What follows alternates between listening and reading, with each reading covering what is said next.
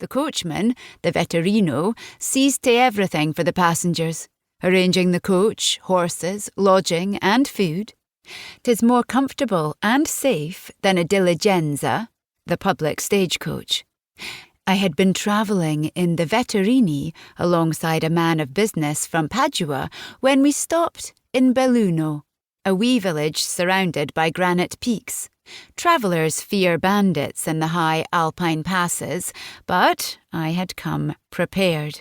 While in Belluno, a bonny lady and her maid joined us. The lady was exquisite. Imagine a Renaissance Madonna without a gilded halo.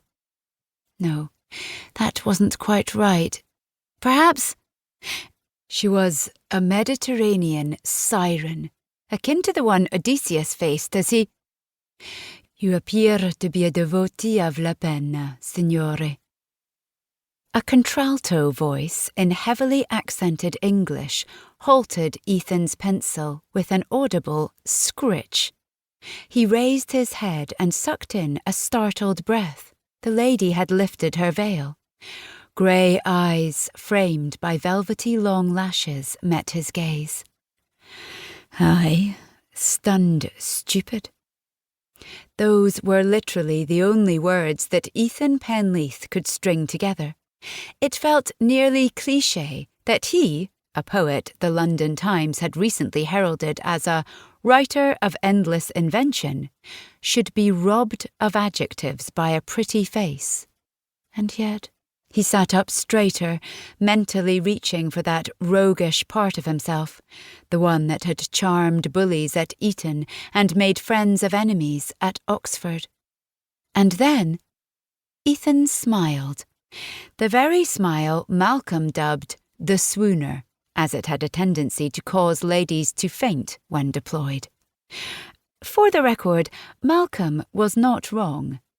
This lovely Italian lady did not swoon, more's the pity. She did, however, blink, twice. So perhaps she was not entirely unmoved. That slight tick bolstered Ethan's confidence. What had she asked him? Oh, right. My pen, he replied. I do feel compelled to write when I am inspired, madam. A beautiful vista often does the trick. Ah. The lady leaned forward to peer out the window. The movement pulled her bodice tighter against her torso and sent a heady breeze of exotic perfume wafting over him.